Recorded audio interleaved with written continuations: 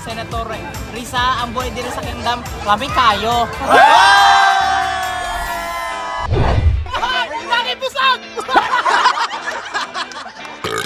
Laging busog! Terima kasih Pastor, inilah hidup dalam Kingdom! Pastor, salamat kay Pastor kaya po sumini mo. Nami diri karo sa Twin Tower!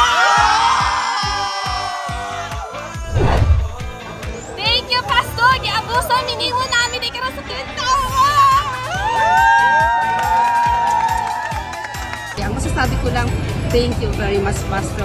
Ngayon, nandito po kami sa iba't ibang bansa. Pinapadala namin mga Pastor bilang missionary worker upang i-share ang good news of the Kingdom at ipamahagi ang magandang balita ng kaharian.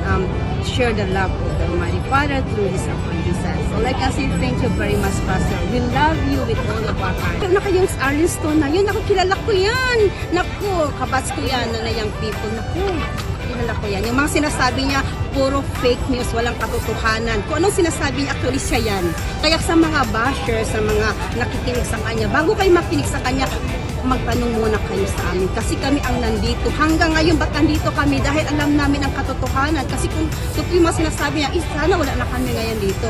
Ang totoong sinungaling siyang Arlington niya at ang mga bashers. Kasi ayaw nila magpaandar sa disiplina. Unang-una sa lahat, hindi totoo ang kanilang paglilingkod. Hindi totoo ang pagsisisi. Pag-disiplina sila, ayaw na tanggapin, kaya lumabas sila. Kami, magpapasalamat kami sa Ama dahil sa disiplina. Yun ang tanda ng pag-ibig ng Ama sa amin. Praise the Father, I am already 6 years here in the Kingdom and counting till the very, very end. And 2 words about Buhay Kingdom, so blessed.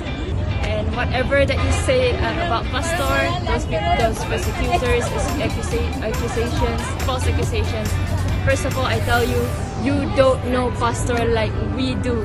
He is such a good man. He showed us unconditional love.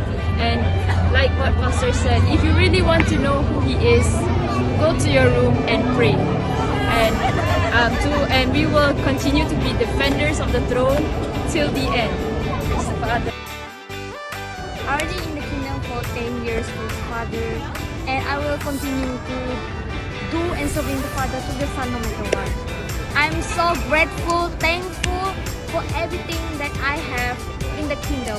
For what you listen, the bad thing about Pastor is not true.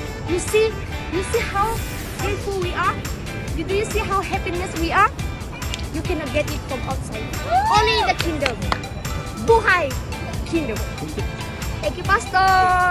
We love you.